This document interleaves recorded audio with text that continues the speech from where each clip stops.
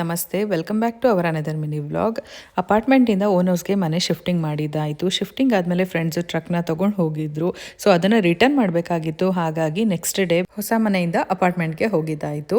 ಟ್ರಕ್ನ ಕೂಡ ರಿಟರ್ನ್ ಮಾಡಿದ್ವಿ. Truck return ಮಾಡೋಕ್ಕೆ ಮೊದಲು ಅವ್ರು ಹೇಗೆ ಕೊಟ್ಟಿದ್ರು ಅದೇ ಥರ ಕೊಡಬೇಕು. ಫೋಟೋಸ್ ಎಲ್ಲ ಕಳಿಸಿ ಕೀ ಡ್ರಾಪ್ ಮಾಡಿ ಅಡ್ವಾನ್ಸ್ ಅಮೌಂಟ್ನ ಕಲೆಕ್ಟ್ ಮಾಡಿಕೊಂಡು ಬಂದಿದ್ದಾಯಿತು. ಮಕ್ಕಳಿಗೆ ಕಾರು ಸೈಕಲು ಏನೇ ಇದ್ರೂ ಕೂಡ ಈ ಟ್ರಕ್ಕಲ್ಲಿ ಆಟ ಆಡೋ ಸಂತೋಷನೇ ಬೇರೆ ಅಲ್ವಾ.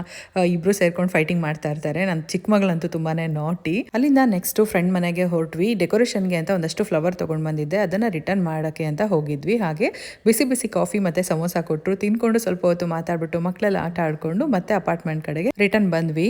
ಓನ್ ಹೌಸಿಂದ ಅಪಾರ್ಟ್ಮೆಂಟ್ಗೆ 1 ಅವರ್, ಅಪಾರ್ಟ್ಮೆಂಟಿಂದ ಫ್ರೆಂಡ್ ಮನೆಗೆ ಒಂದು 1 ಅವರ್, ಮತ್ತೆ ಅಲ್ಲಿಂದ ಅಪಾರ್ಟ್ಮೆಂಟ್ಗೆ 1 ಅವರ್, ಇಲ್ಲಿಂದ ಮತ್ತೆ ಓನ್ ಹೌಸ್ಗೆ ಹೋಗ್ಬೇಕಂದ್ರೆ ಇನ್ನೊಂದು 1 ಅವರ್. ಸೊ ಇಲ್ಲಿ ಟ್ರಾವೆಲಿಂಗ್ಗೆ ತುಂಬಾನೇ ಟೈಮ್ ತಗೊಳುತ್ತೆ.